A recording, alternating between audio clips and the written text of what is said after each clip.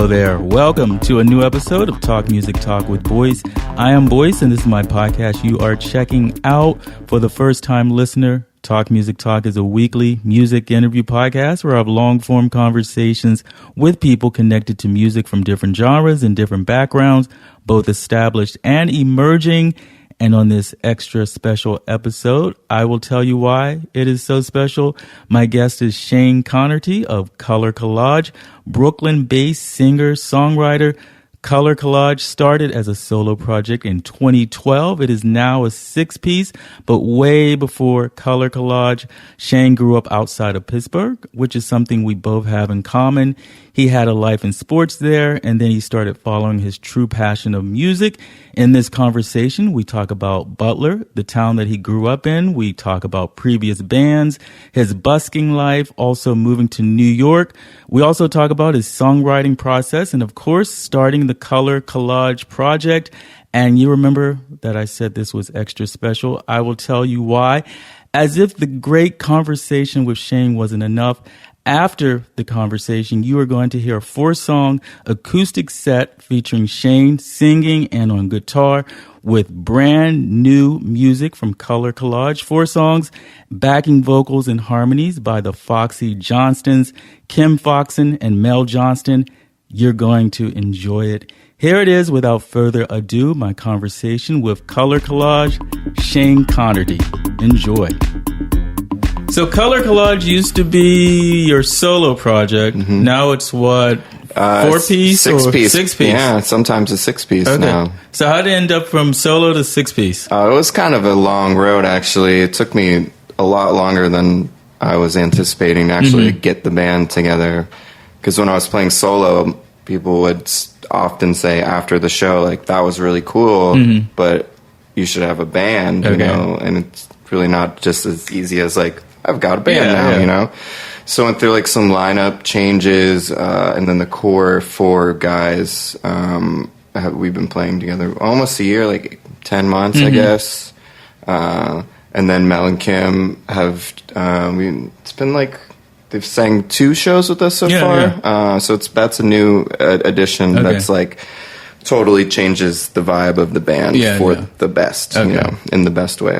And their group name is? Color Collage. Okay. Yeah. But the backup singers? The Foxy Johnstons. Foxy Johnstons. Okay. Yeah. Shout out to them. They need a plug for sure. Yes. They're amazing. And how has it been going from solo to now with the band? You have to work out logistics and there's a lot of logistics. 6 people to organize that for practice, but it's pretty good. We have a set practice. We practice Wednesday afternoons, and we're all pretty much able to do it. So it's that's kind of like the schedule, you know, and we just kind of expect it, which is so great to have dudes that, you know, consistently will practice and want to get better and, like, really pick apart the songs and work on arrangements all together. Okay. It's great now because when I'm writing a song, I have them in mind, so I'm thinking, like, oh, he can do this on the keys or the bass can do this, you know, whereas before it's like I didn't have a band, so the computer was the band, essentially, so it was out of necessity.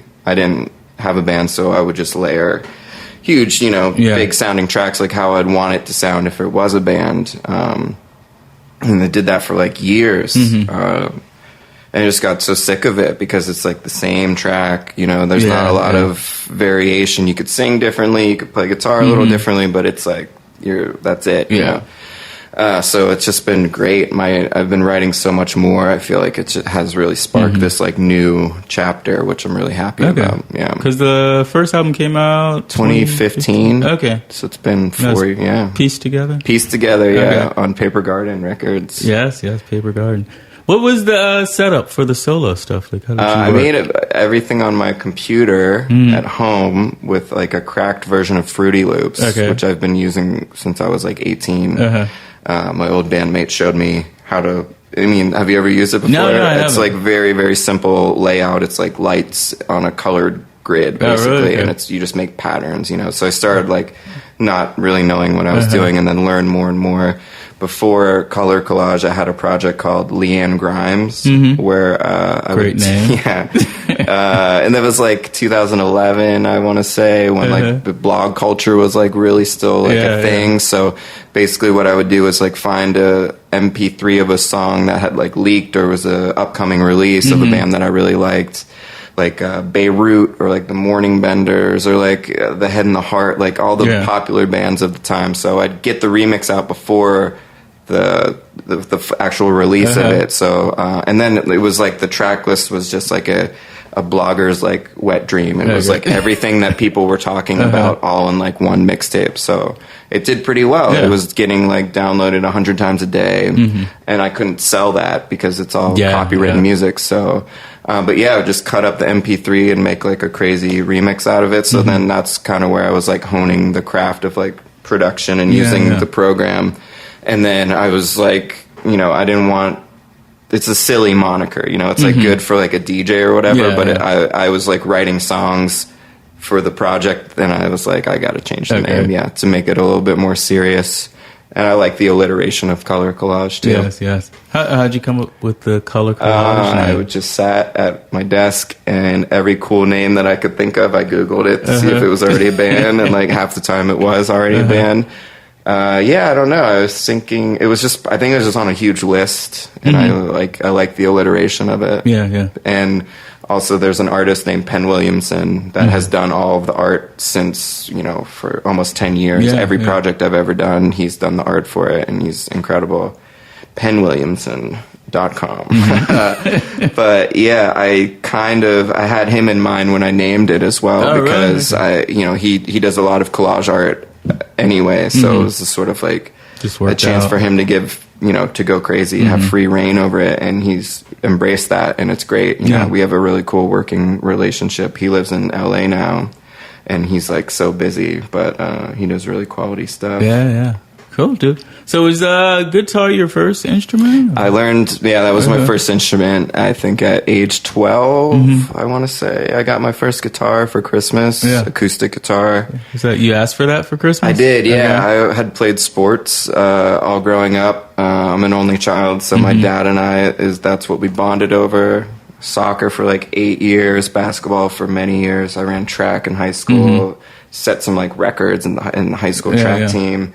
And then so you were a jock? Yeah, I was a jock, totally. And my dad and I, we would bond. We'd play one-on-one in the driveway. It was just him and I, sports, you know, like, just me and my dad, you know. And then high school, I guess, I don't even know. I wasn't really serious about it, but then like in high school there was a friend of mine that could play Smoke on the Water on guitar, on electric guitar, and I don't know, that hooked me. I thought it was so cool. And then I went to my dad and was like, I don't want to do sports anymore. I want to play music. And it was just like you could see his heart just like break. And then we had a troublesome relationship for many years because of that. Really? Yeah. Okay. Just because, you know, they didn't get it. You know, I was traveling a lot with the old band. We were living in, you know, Vancouver, Hawaii, Australia. We were living in Asheville. We were traveling all around. Not really making any money. Sort of my dad, I will always remember, he said, I'm, quote, chasing my tail around the world. I put it in a song because it's like, it was a great line. But, you know, then they started, when we were living places that they could actually come see us, like Asheville, they would drive down when my mom was still around. But they saw a big local show where we pulled like 250 people. So then they're like, oh, okay, we get it now. And now my dad is like the biggest, he's the proudest dad in the world. He goes to the bank and he's like, you know, like I said, Shane's in Brooklyn and he's got the band. We put the music video out and he's showing everybody, like half the views of that video are my dad showing people, which is great, you know. So it's cool to have a good relationship with them now. So you gave up the sports, like just cold turkey? Yeah, I was like, forget this. Do you think you really loved it, or was it just a way to connect and bond with your dad? That's a good question. I don't know. I think it was kind of like, in a way, forced upon me, or sort of like I was guided down that path, because my dad, he had a lot of potential he was like getting scouted for professional basketball, and he blew out his Achilles tendon. So like his whole life that was his trajectory, and it just changed. So I think he wanted that for me too, to sort of like live vicariously through me, you know, live his dream. But it just wasn't for me. Yeah. So when you found the guitar, did you take lessons? You're self-taught? I'm self-taught, and the only lesson that I ever had was I had a VHS tape of some guy just telling you how to play the open A through G chords, and that was it. So I'd learn from the VHS tape, and then I would just sit in my room and I'd get really into a band for a while. Like Radiohead was a big one. I would sit in my room and I'd play full albums, like whatever I could get my hands on. And then back then it was probably like Sublime. I was like really into Sublime, and I'd sit there and play the full albums, and then I would try to emulate the singer's voice and get it close to it. So then through that, just sort of like started picking elements of all this stuff, and then started forming my own kind of voice through that. But I've never taken any lessons. I can't read music, but I feel like at this point I've trained my ear well enough that I can figure it out. You know, if a song starts playing, 15, 20 seconds into it, I can find the key and I can figure it out by my ear, which I feel like is just as strong of a tool. If you can really train your ear. It's important, especially when we were adding, like with Mel and Kim, adding other voices and stuff. You have to really, focus in on those notes and stuff like that. When did you started writing your own stuff? I wrote songs in high school. One song about Butler called Rumor Town. Okay, that's where you're from. Yeah. Okay. And I think the first line was like, "There's a little town I live in called Butler, PA, where everyone's concerned with what you say, in a place called Rumor Town." Okay. Just even saying that sentence is like, it's making me cringe so hard. But I bet you were pretty proud of it. I was so proud of it, and I was like selling CDs at school. I got in trouble for selling bootleg, like burnt CDs in school. There was like a Dave Matthews cover on there for sure. So you were entrepreneurial. Yeah. What grade was this? This was in high school, senior year. I just dicked around so bad. I had all of my credits taken care of, so I took like painting, ceramics, study hall, intro to guitar. The teacher hated the fact that I was even there because I didn't belong there. You know, it's for people that were just beginning to play guitar, and I had been playing for like a couple years. So it was just like, stupid shit like that. I just like wasted my senior year and just like writing stupid songs like that. And then I moved away when I was 18. I moved right to New York. I didn't go to college. My parents were trying to get me to go to school for music, and I just didn't want to do it. So I moved to New York with that cliche dream of being a singer-songwriter. That only lasted like a year, and I was living in Washington Heights with some friends of a family friend's mom, and I met these two people, Jason and Dulcie, who would become the band. Now you see them. That all the traveling I spoke of earlier, most of it was done with them as a band. Hawaii, Australia, Asheville. We did all that stuff together. Why didn't you want to go to school for music? I don't know. I feel like at the time I was like so against like authority in general as a teenager that you're just like, I'll do it on my own.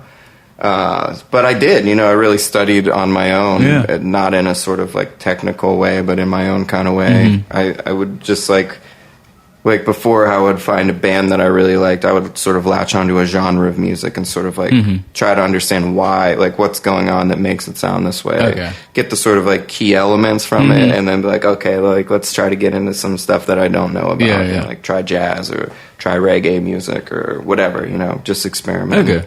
Because I've always felt like the people that they're like, oh, I only really listen to like rock music or something. It's just like so narrow-minded. I don't get that. I don't understand, especially if you're a musician. Like, I guess the example would be like if you're a writer, wouldn't you want to read every single thing that you get your hands on? So, or like if you're a filmmaker, wouldn't you want to like watch as many movies as possible? Same thing with music, but people are just like, they get pigeonholed into like a sound, and I guess if they enjoy it, if you makes you happy, because even if you don't like it, you can learn from something you don't like. Sure, you can learn the things that you don't like about something, and then you'll know. But that's true. So what was Butler like, and were you scared?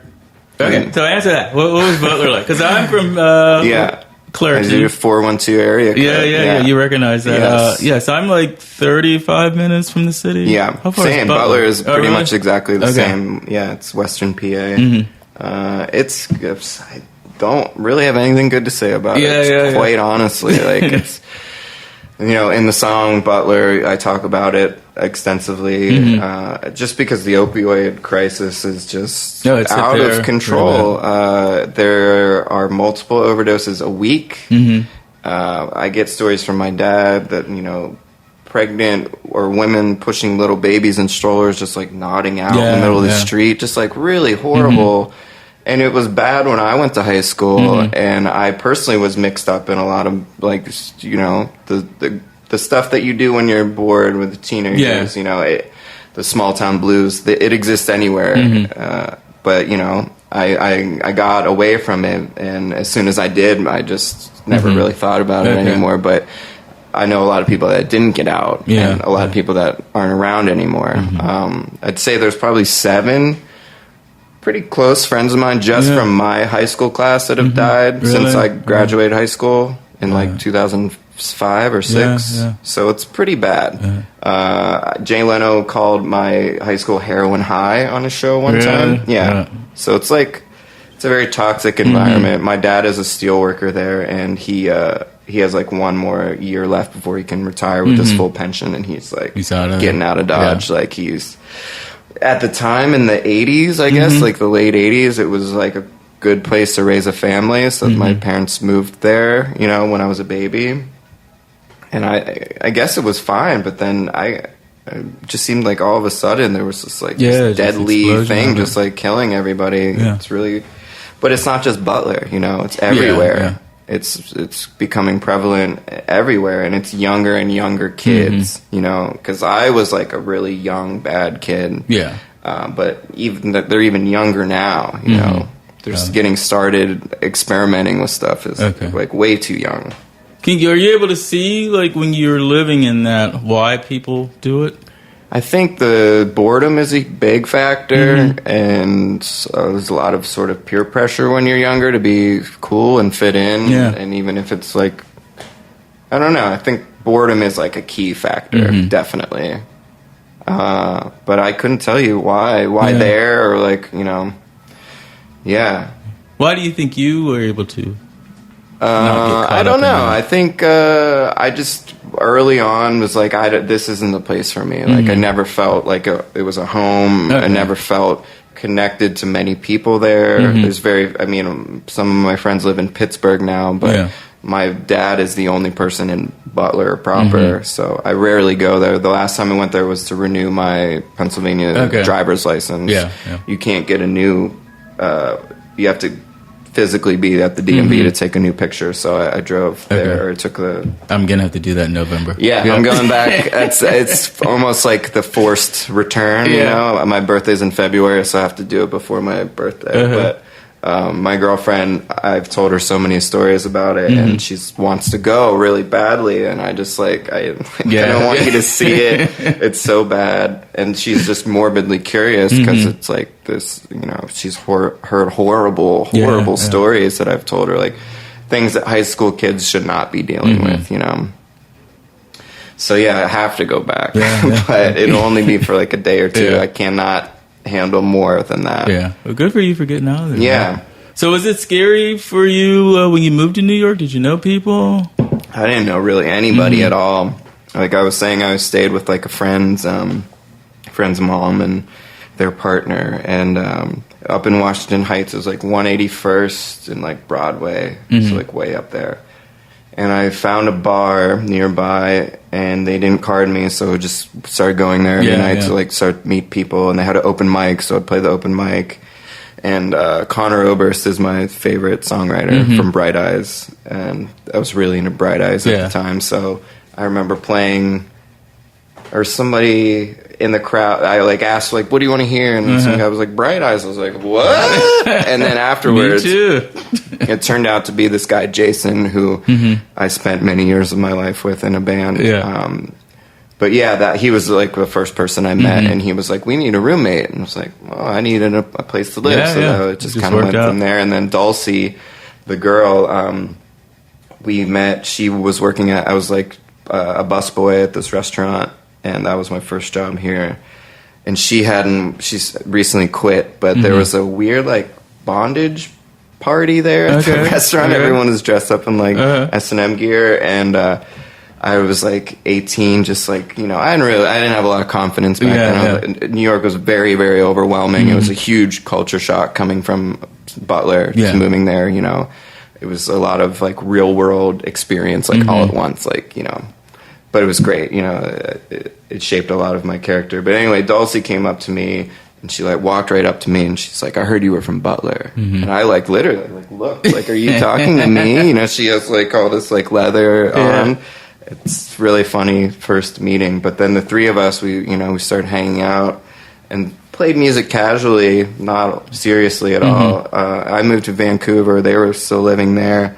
We kept in touch online. We all decided that we wanted to move somewhere warm, so we all moved to Hawaii together. And then we kind of started writing songs and like kind of, you know, we're doing a lot of covers, a lot of indie covers, and we're all from Western Pennsylvania.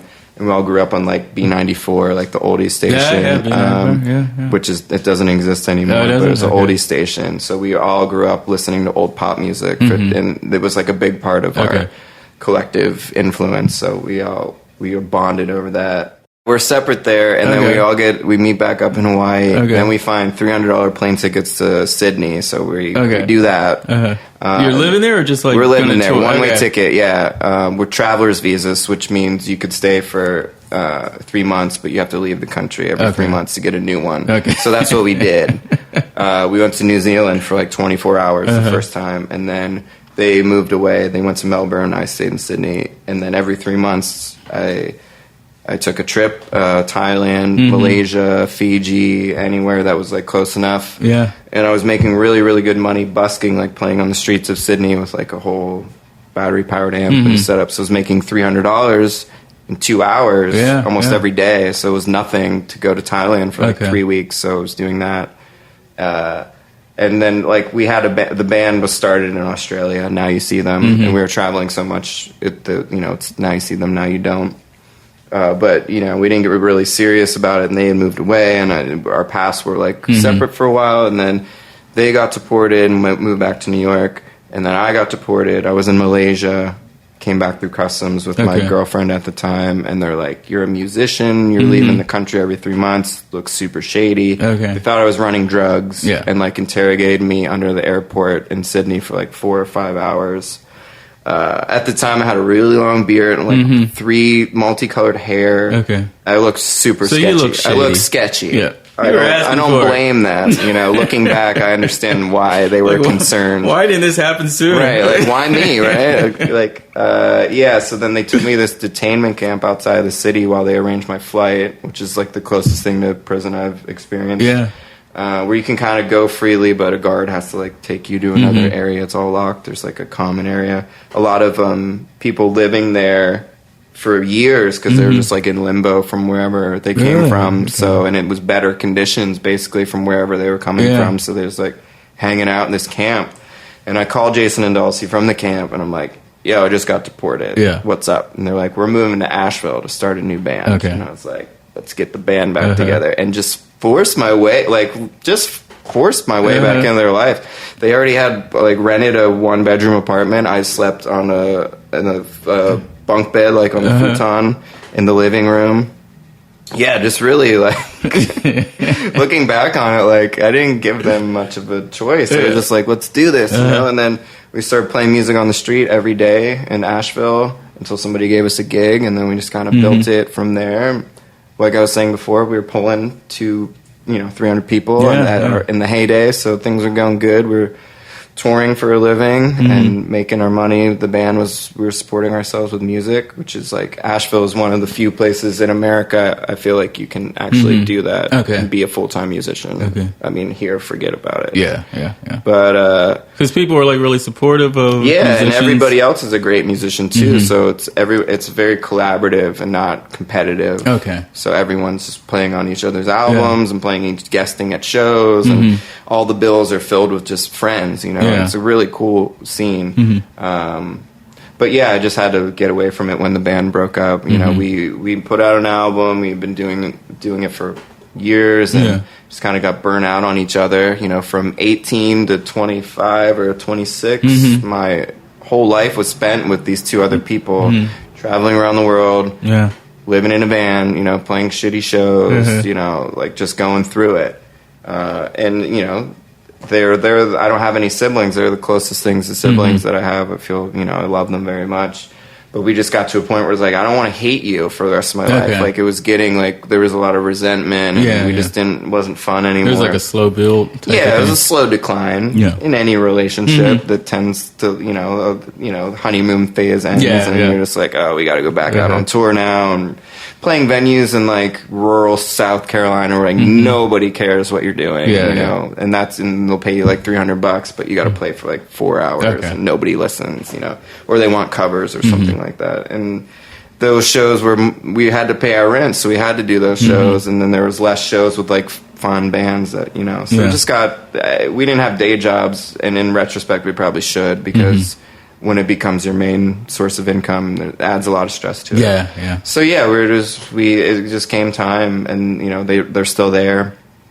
She plays in a band called Moves. They used to be called Holy Ghost Tent Revival, and he's the tour manager for that band. So they're just still plugging away down south, and I'm sorry. No, I'm just thinking I'm glad that we broke up when we did, so we can still remain friends, you know, because it's like a relationship, so sometimes they can end poorly, you know, resentment and nasty breakups, so. How'd you like the whole moving around lifestyle? When I was younger, it was great. I hadn't stayed in a place more than like a year and a half for like a very long time.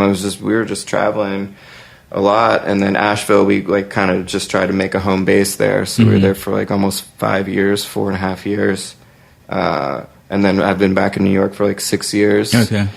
And now it's like I don't know where else I would go, really. There's LA, but I don't want to do that. You know, opportunity wise, there's very, you know, where else? So when did Color Collage start? I guess that was probably 2012. And that was after the breakup, or? I had been kind of messing with doing original music at the end of Now You See Them, and I feel like that's kind of what made us drift a little bit, because I was writing songs that we weren't playing in the band that I was like making tracks for. So it wasn't my only creative outlet anymore, and I feel like and everybody was kind of like at that point like whatever. So it just felt like the time was coming to an end, you know, naturally, I guess. So, So tell me about the recording of that album, Piece Together. I did all the main tracks on my computer, and then I did it. There's a guy, his name's Vishal. He runs a studio called The Black Lodge. It's up like Myrtle Broadway in Bushwick. And I tracked all the guitars and vocals there. So I did 1 full day of guitars, the whole album, and 1 full day of vocals, everything. And I layered so many guitars, so many vocals.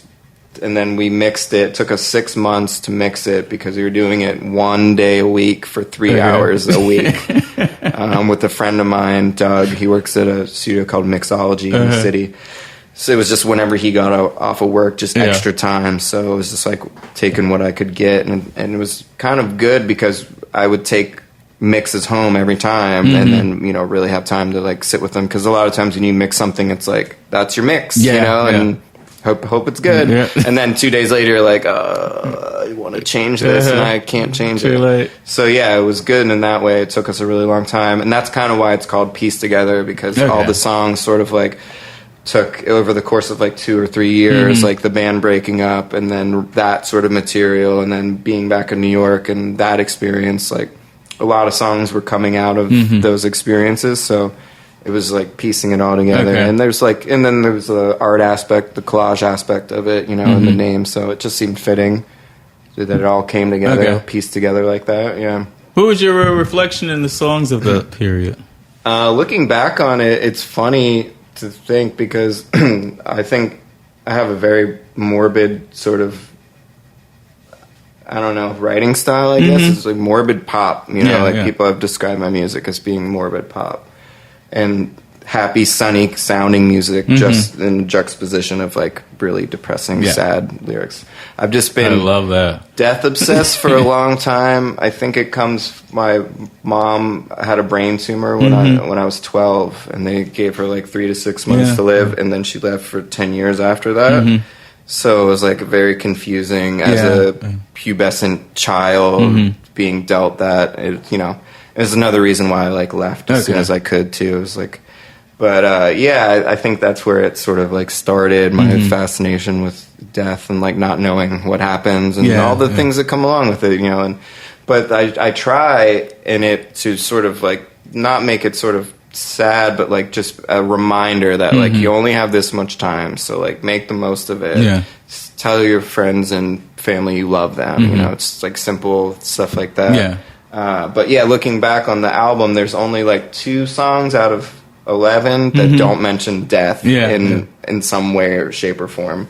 Were you aware of that? Not when I was writing it, no. And then I started like noticing like themes, like lyrical themes, and then I started becoming more conscious of it, and then shaped it accordingly. I started noticing them, but then not when I had first like kind of started writing the song set. But I've noticed like the new, like I have enough for another album now, and it's a completely different thing because it's a new band. And it's like it's 100% different. I have so many songs, but I've been noticing the lyrical themes early on, and they're just like technology and the future and the uncertainty of humanity, really. You know, like things are really bad, you know, and I feel like more musicians should be like really commenting on this historical time, you know, all these. Every day, it's just like some wild shit, you know. Like I think that needs to be documented. So if there is a future, if there are, if there is a next generation, they can hear like, wow. And just imagine if there isn't a, like how messed up it's going to be then. It's going to be like The Walking Dead or something. You know what I mean? So these songs were you looking out as opposed to the first album? Was more in. Definitely, like writing from different perspectives. I have this thing that. I wrote an EP about cults, so and I haven't recorded them. We play a couple in the live set, but it's 5 songs. Each song is about a different cult from a different perspective. The leader, follower, ex-member of the cult.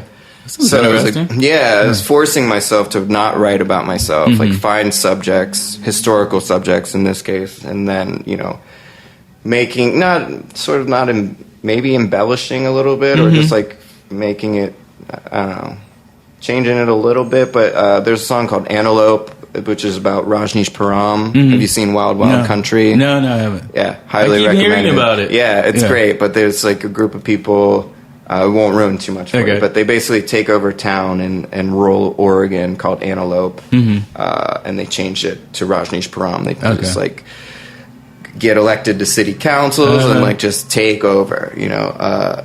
And then one of them is about Jonestown from the perspective of Jim Jones. One of them is about the Branch Davidians in Waco from the perspective of David Koresh. Two of them are about the Buddha Field. There's another documentary called Holy Hell. I think it's still on Netflix. Crazy new age cult called the Buddha Field. 2 songs are about that. I went to the premiere of the New York premiere, and there was a Q&A afterwards with like 2 ex-members and a lot of ex-members of the cult in the audience. There was a woman in the back. She kept raising her hand saying, "That's not how it happened." It was like really like, and finally they're like, "Do you want to come up?" And she started just blah, blah, blah, blah. But then I started thinking about her, like her life, you know, she thought that this was her life forever, you know. She's met this new family. They have this like insulated, you know, bubble that they live in, and then that dissolves. Your family just dissipates. So then, like, what do you do? What do you just go get a job at like McDonald's or something? You know, like you're reprogrammed at that point. You know, because cults leaders, they break you down. You know, they manipulate weak-minded people to do their bidding, essentially. You know, and that's what happens. You know, family. You don't get the news, you know what I mean? Often they can't check the internet. They're like, they don't want you thinking or questioning anything. You know? What do you think, why are you fascinated, or your interest? I don't know. I don't know where it comes from, but I have been like my whole entire life. So then it was getting stale writing about myself. Like, I'm just writing the same kind of depressing, self-deprecating stuff about myself. So it was like, let's really just like branch out. So for like a good 6 months, I was just reading and watching as many things as I could. I had a couple like half songs done. One was about Warren Jeffs, the FDLS, the former Latter-day Saints, the polygamists in Utah. And I scrapped that one. And then I was considering doing one on Scientology, but then I just realized that all the stuff that I had seen, that like when you start talking shit about Scientology, like they come for you, you know, like, so just like didn't want to. But that one is like, you couldn't even put that in a song anyway, like how mind-bendingly crazy. You have to keep saying allegedly. Right. I've heard. Allegedly. Yeah, exactly. Yeah, that'd be the backing vocals. Right. They just keep saying allegedly. Mel and Kim just go, allegedly. So what does that teach you when you are writing from other perspective like that? What do you learn as a songwriter? That's a good question. I think I've learned that nobody really cares about what you think. Or I think just having that mindset is like, I could say anything, really. And I feel like the newer songs are they're like even hyper personal, but then some of them, even if you just say he or they, if you don't use I, the pronoun I, then it changes everything, you know, and you can just start writing about yourself, but technically you're not writing about yourself, but it really is, you know. Yeah. That's a great tool, you know, it opens up a whole world, you know. I think just like looking at aspects of people's lives that are unfamiliar to you, a group of people or a place like that's like unfamiliar, so there's things that you can learn there, you know. And it's kind of like, you know, Sufjan Stevens, he was doing back, remember, he was like trying to make an album for each state in America, and he did like 2. But yeah, something like that, to like take on a project.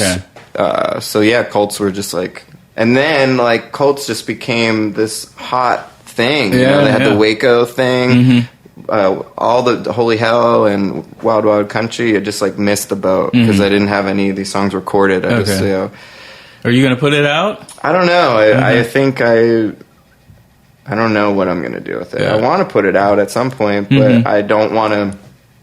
I don't want to do it now when I feel like I have better songs now. I have an album's worth, like a cohesive sort of like song set now. That actually we'd probably have to cut down. We'd have to really like edit the amount because there's a lot of them.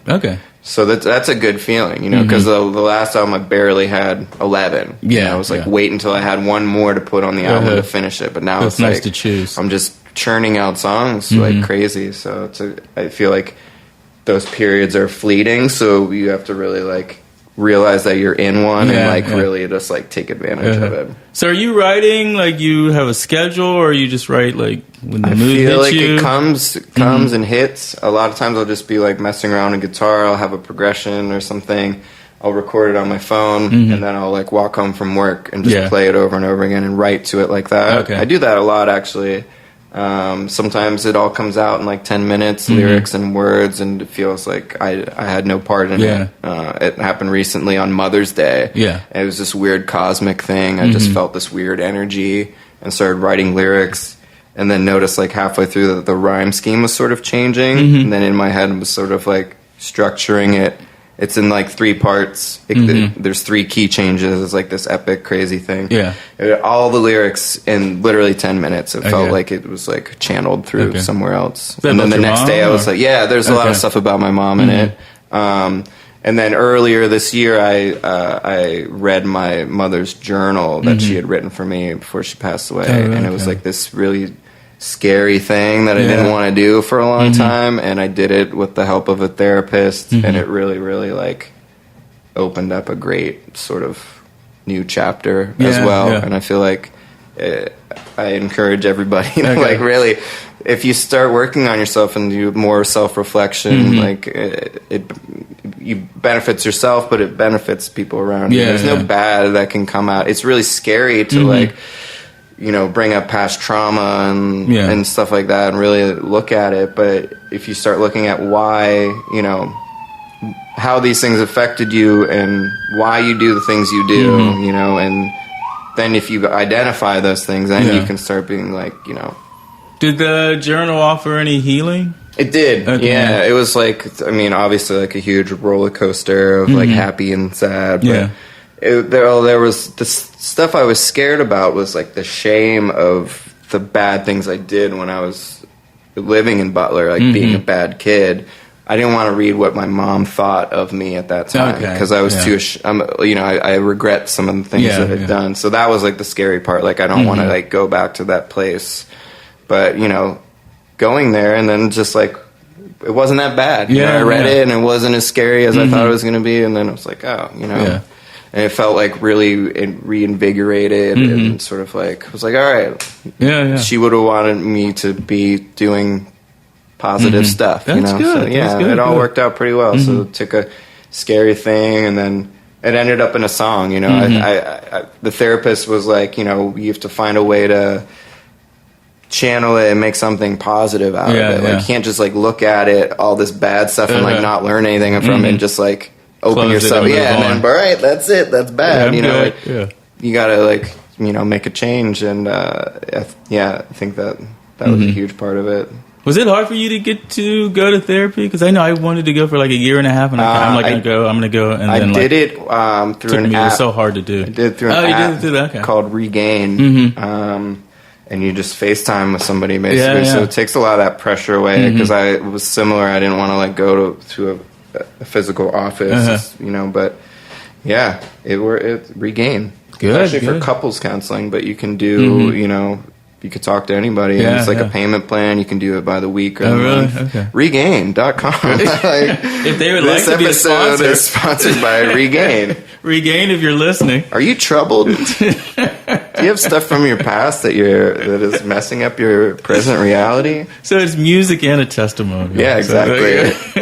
So the new album is there a new album? You have it planned? Like what's going on? Right now we just have the single "Eye on You," which we made a cool video for as well. Yes, great video. How'd that come about? What's the concept? My girlfriend Kira works at a senior center in Chelsea called Penn South Program for Seniors, and I just wanted to go film the ladies doing the class, but then I got there and I was like, I have to do it.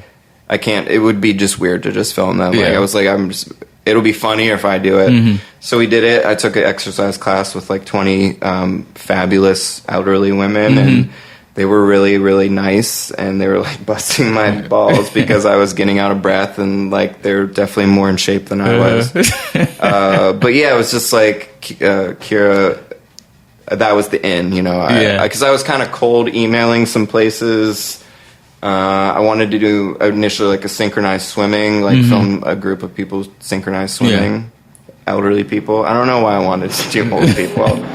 Maybe I need to go back to therapy and talk about that. But yeah, it turned out really great, and it's this beautiful, joyous thing. Like I had so much fun, and it was infectious, I think it comes across in the video. It's it does. I was saying before that it's like a sociopath test. Like if you watch it and it makes you feel nothing, then you better get Regain on your phone. So are you looking forward to release an album or more singles? I'm so excited. I wish I could just record it all now. Like my dream would be to have enough money that I could just take everybody in the band away somewhere like upstate or whatever for like a week or whatever and do it like that. But I just can't afford it. So the plan, basically, we have another song recorded. It's not mixed or mastered. And I already have an artist working on like an animated lyric video for it. So it's kind of like you got one done, you're working on another one. You always have something on deck, and then just kind of do it slowly but surely until all the songs are recorded. We have a Breakthrough Radio, BTR. No. It's like a live concert series, 5 songs and an interview. I did one a solo Color Collage, and it was a great experience. So I hit him up and was like, "Hey, I've got a new band now." and they were excited. So I'm excited. Mel and Kim will be there with us too, so it'll be a big 6-piece band, and we're going to play all new songs, like some of the stuff we did today, which we don't have recordings of. So we'll at least have like a proper studio recording of it. So that, I guess, will tie us over for a bit, and we can promote using that. Just because I feel like Eye on You is like, it doesn't really reflect the rest of the songs. It was kind of like the easy breezy, like catchy kind of thing. So we did that one first, but all the other stuff is better. I think they're better songs. I don't know. The lyrical content of that song is like very simplistic. I did that on purpose. Yeah. But even some of the other songs that we played, it's like, you know, just pushing the boundaries with the lyrics. Asking myself, why can't you say that? Like things that I would be ashamed or afraid to put into a song. Now I don't have that fear. Just like, why not? Who cares? Nobody's listening anyway, you know? And I think that's a good mentality, just to keep doing it for yourself. Like it feels good, it feels fun. Every time we play a show, it gets better. We played like 5 shows, I think, since we got the new band together. It's getting better every time. It feels great, you know, adding more members, you know, it's just becoming this thing that's bigger than me now, which is great, because for such a long time it was just me. I did the piece together to prove to myself that I could make an album by myself. I did everything. I played all the instruments, produced it. It's like solo. It's a true solo record. And now with this, it's like I want the exact opposite. Like I want every time we play a show, somebody else to come and guest, you know. I want to... I got a lot of ambitions now, which is cool, because I felt really stuck for a long time without a band. Just felt plateaued and not inspired. And it would take me like 50 hours to make a track for a song. Like I'd write a song and be like, oh, I have to make a track for it. It's going to take such a long time. But now it's like all the musicians that I play with are so competent that I'll send them a demo and a chord chart. Like a couple days before practice, and they'll work on it a little bit at home, and then it just comes together. Same thing with the girls; they're so good. They do their homework. They listen to the demos that I send them, and it shows. Shout out to Foxy Johnstons one more time. They're the best. We met at a Aretha Franklin tribute show a few months ago. That was really fun. It's this thing called Puppet Playlist. And they have puppeteers and artists, visual artists, and music. So it's like puppet music. It's staggered like that. And you choose at the end. Those were actually fireworks. You choose at the end of every episode what the next one will be, and then you vote on it. So they voted on Aretha Franklin. So I did these like obscure. I tried to find like the rarest ones I could find. Good for you. There's a song called Operation Heartbreak, which is like one of her first singles from like 1962 or something like that. And it's great. It's got like a key change in the middle of it. So I did that one, and then did like a really simple kind of bluesy one. But everybody that performed there was like mega talented, and Mel and Kim, I was like, we should do something together. So lately I've been playing bass in their band in exchange for them singing with us. Sounds it's like good. a symbiotic relationship. Absolutely, dude.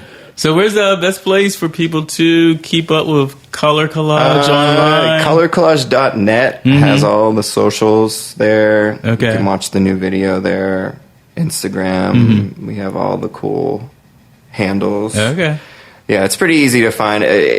Googling Color Collage will get you. We're the first hit.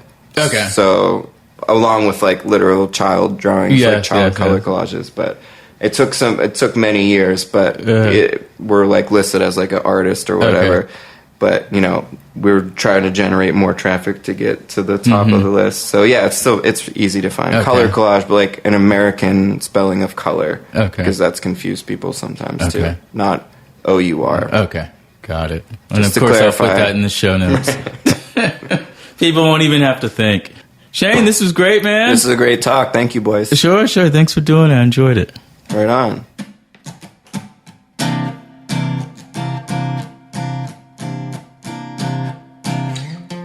We don't got a lot of time.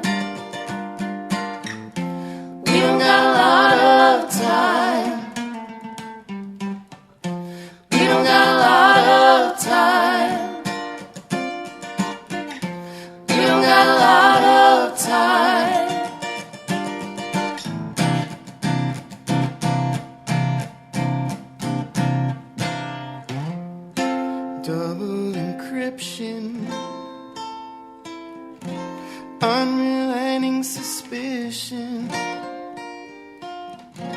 There's a new definition of reality, of truth. Sign of the times shows that we didn't try. Made up our own minds, or at least we thought we did. Is anyone around to listen to these sounds? We're living underground, the only ones around. We don't got a lot of time. We don't got a lot of time. We don't got a lot of time. We don't got a lot of time.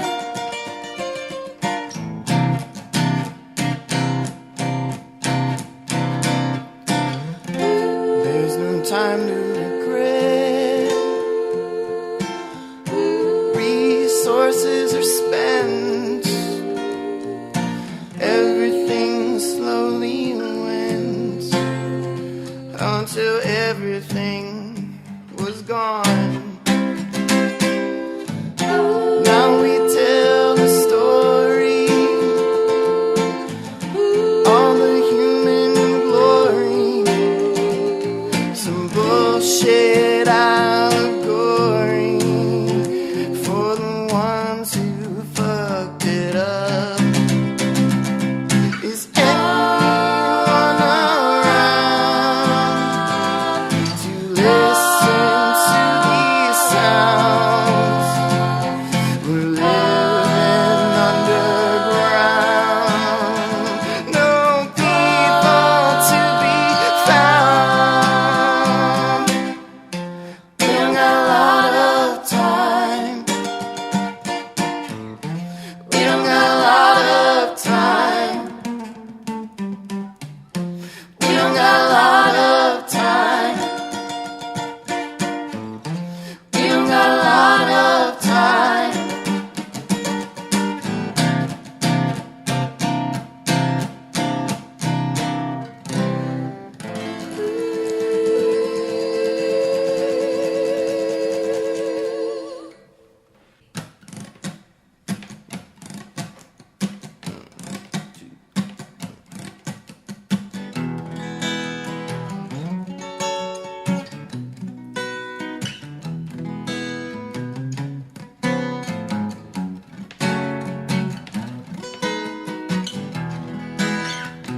I'm terrified of all the news I read. Seems we're headed for catastrophe, and that could be the end of you and me. So let's have another drink. And I don't wanna hear the news from home. It's gonna be another overdose. Shoot it up or snort it up your nose. I can't tell you what to do. And it's the saddest thing I ever saw. They're dropping dead because of fentanyl. Remember when we played basketball? Now they're buried in the ground. I'm glad I made it out alive. If I stayed there, I'm sure I would have died. Everybody's just trying to escape, 'cause reality can be an awful place.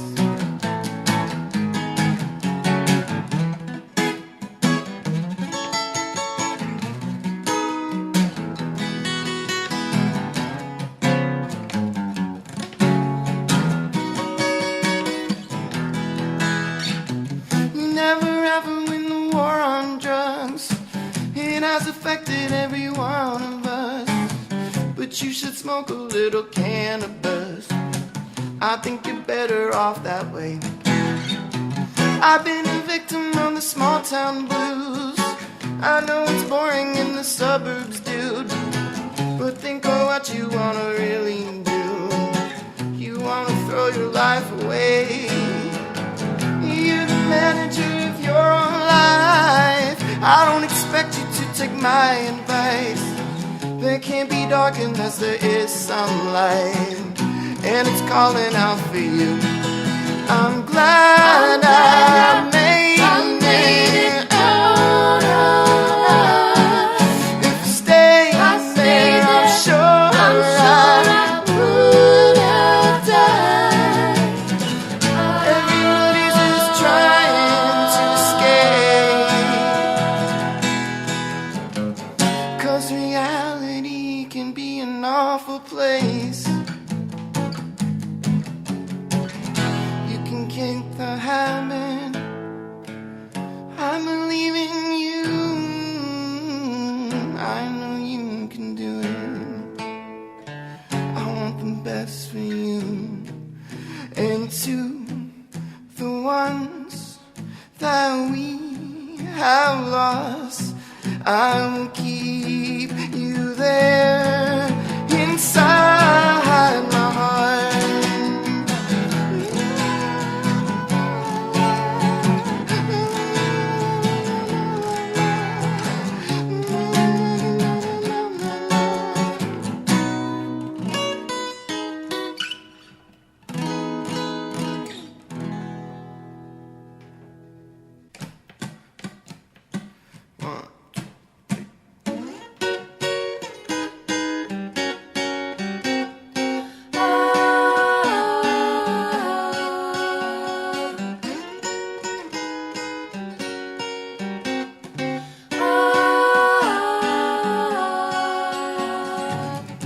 Where do the songs go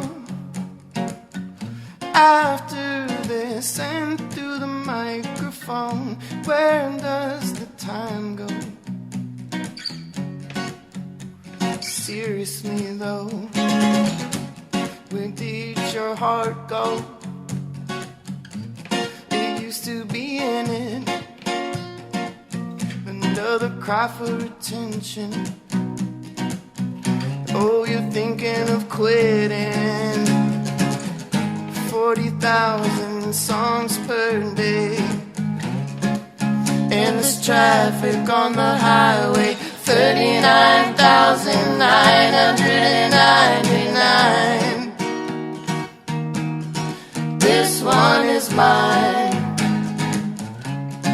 Like and subscribe.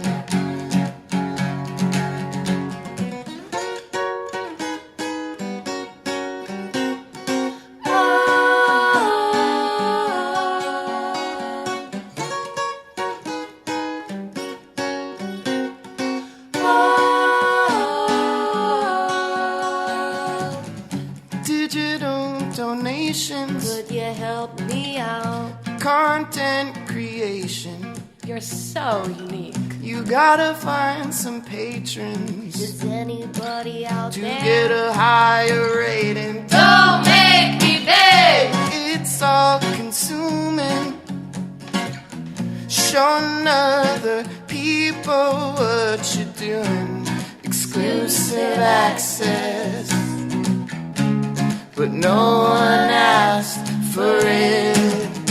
40,000 songs per day, and this traffic on the highway. 39,999. This one is mine. Like and subscribe. Takes a minute of your time. Please like and subscribe. Don't make me beg.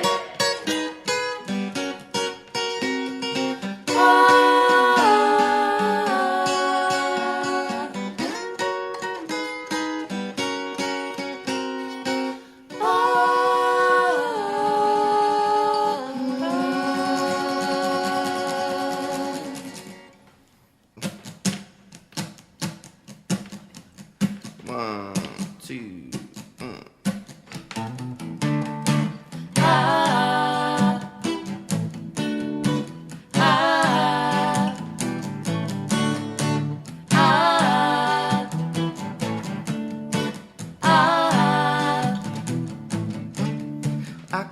here on my own volition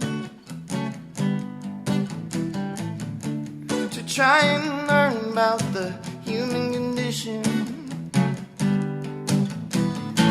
I've seen a mother of one become a mother of two.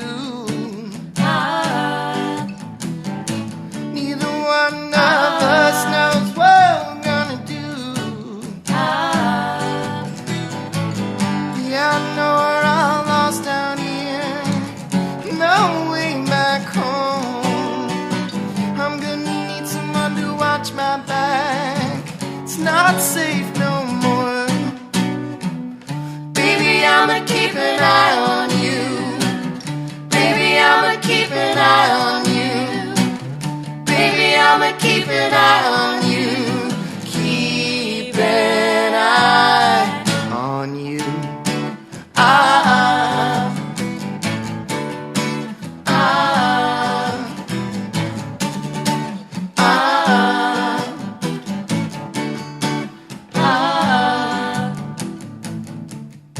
Margaret Atwood and Vonnegut were right.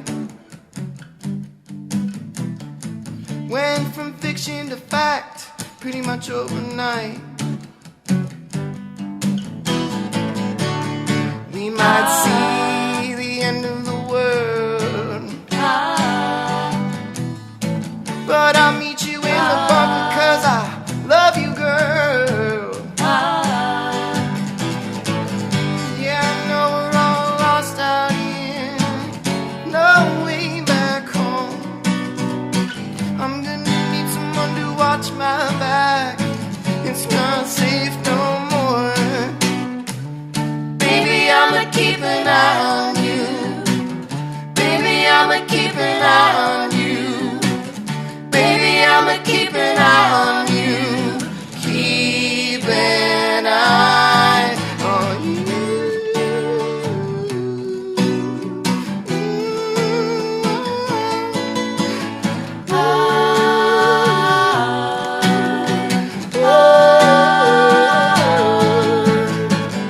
Baby, I'ma keep an eye on you. Baby, I'ma keep an eye on you. Yes, I am. Baby, I'ma keep an eye on you. Baby, I'ma keep an eye on you.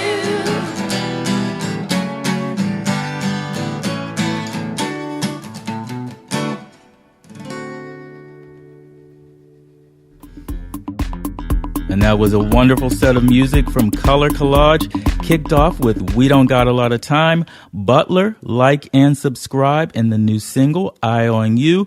It was a pleasure talking to Shane. A shout out to the Foxy Johnstons, Kim and Mel. And make sure you head on over to colorcollage.net. I am online several places at talkmusictalk.com for more podcast information and to stream every single episode. You can also find me on Instagram at This Is Boice.